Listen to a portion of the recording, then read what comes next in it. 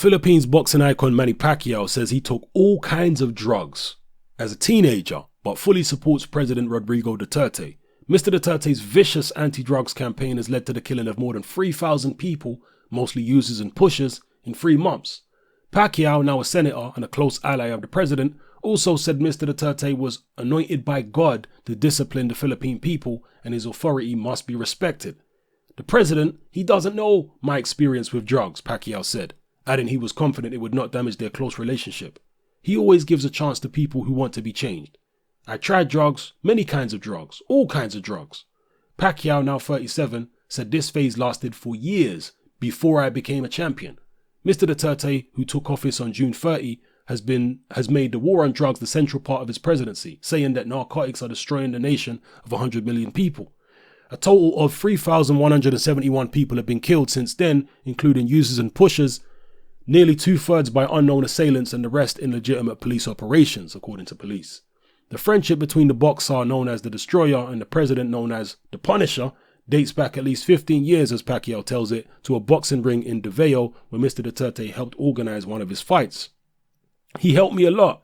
He helped me with a promotion when I started in boxing. One of my fights held in Davao, he sponsored it, said Pacquiao, a southpaw who has been an 8-division world champion. He helped me with the promotion financially as well. Pacquiao has the initials of a group called Guardians Mindanao Brotherhood tattooed on his wrist, as does Mr. Duterte, according to media reports. It's a fraternity, Pacquiao said. Pacquiao was born in the town of Kibawe in the Mindanao region of the southern Philippines, about 80 kilometers from Davao City, where Mr. Duterte had been mayor and congressman since 1988. His family was dirt poor, and according to his autobiography, the family lived in a thatched hut. His father harvested coconuts and his mother sold peanuts. Pacquiao did odd jobs to survive and stowed away on a boat to Manila as a teenager, where he started competitive boxing. That is an article read verbatim, word for word from boxingscene.com. I don't normally read articles verbatim, but in this instance, I thought this one was very, very interesting and well written. Make of it what you will. Does this mean that Pacquiao's drug use spilled over into his boxing career? He did start boxing as a teenager. He did say that he was taking drugs as a teenager for years. Did it spill over? Who knows? Did it carry on way, way, way into his boxing career, right up until the point he was fighting people like De La Hoya and beyond? I don't know. That's always been the debate about Manny Pacquiao. He certainly is no stranger to drugs. He always said he was afraid of needles. Was he taking drugs intravenously when he was a teenager? Because that's what he's accused of doing as a professional. I know this is a very old debate and what have you, but I personally find this story interesting because here we've got Pacquiao, an admitted drug user, aligning himself with a president who is allegedly killing drug users in the thousands. Here we have Pacquiao saying that he's part of a fraternity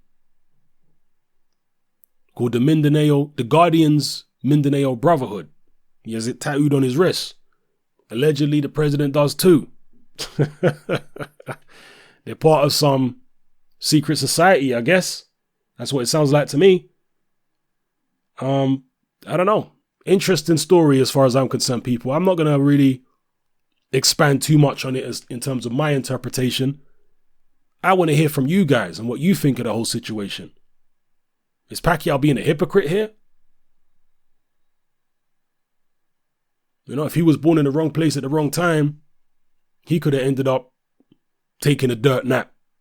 He could have ended up in a wooden box as a teenager if Mr. Duterte was president when he was using drugs. Now, this is not really a critique of Mr. Duterte. I don't know the Philippines like that. I'm not from the Philippines. But what I do know about the Philippines is that there's a hell of a lot of poverty, and there's definitely a hell of a lot of drug use and a hell of a lot of drug dealing. Excuse me. And I have heard from Filipino people since Duterte became president, and they say that the situation on the ground in the Philippines is a hell of a lot better than it was before he became president. They say he has really cleaned the streets up. But by fair means or foul, you know, that's a whole nother debate. In this particular instance, I want to focus on Pacquiao, the speculation surrounding the drug use in his boxing career. Does this story right here add more credence to the claim that Pacquiao took drugs as a fighter?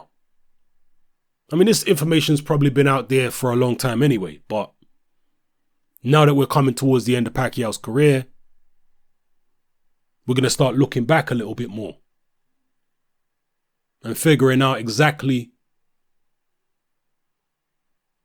what his career was. Was he just always a fraud like Paulie Malignaggi continuously says? Or was he a legitimate Hall of Famer? These are the debates that are going to be had. Drop your comments in the comment section below. Excuse me, got a bit of a cough at the moment.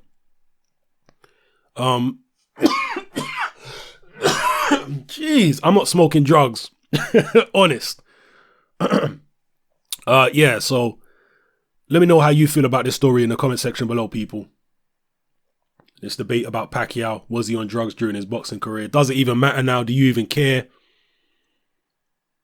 Let me know in the comment section. It's your boy Pacman. I'm out.